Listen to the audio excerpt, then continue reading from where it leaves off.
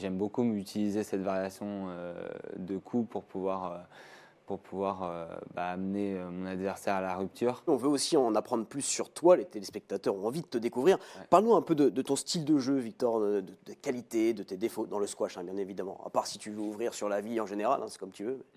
Souvent, on se rend compte que le joueur qu'on est sur le terrain, il reflète quand même un peu nos qualités et nos défauts en dehors du terrain aussi. Mais j'ai toujours, depuis que je suis jeune, j'ai toujours été assez petit par rapport à la moyenne. Donc Ça, je connais, ça va. donc j'ai toujours manqué de puissance par rapport aux autres joueurs. Donc ça m'a permis de développer un jeu qui est beaucoup plus basé sur la variation, sur l'intelligence de jeu, essayer de varier les zones sur le mur frontal, essayer de varier les zones sur le terrain arrière et avant, utiliser les murs latéraux, les angles. Donc j'ai un jeu assez développé avec beaucoup de réponses dans chaque coin du terrain. Et j'aime beaucoup utiliser cette variation de coups pour pouvoir amener mon adversaire à la rupture.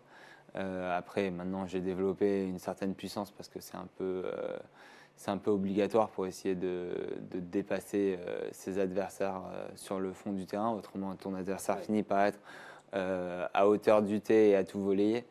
Donc j'ai réussi à développer cette puissance, surtout pendant la période du Covid. C'était une période où il y a eu beaucoup de temps, Oui. donc j'ai pu faire des changements un peu plus un peu plus fondamentaux. Oui. Et voilà, donc j'aime bien utiliser un peu toutes les zones du terrain, utiliser mon intelligence de jeu.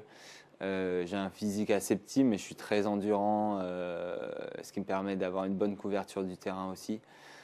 Voilà, aujourd'hui, là où j'ai plus du mal, c'est du côté physique au niveau des contacts qu'il peut y avoir sur le terrain, et essayer à réussir à m'imposer un peu plus, que ce soit à prendre ma place ou à dépasser les interférences. Tout ce qui est décision d'arbitrage, c'est tout un aspect du jeu où il faut que je progresse.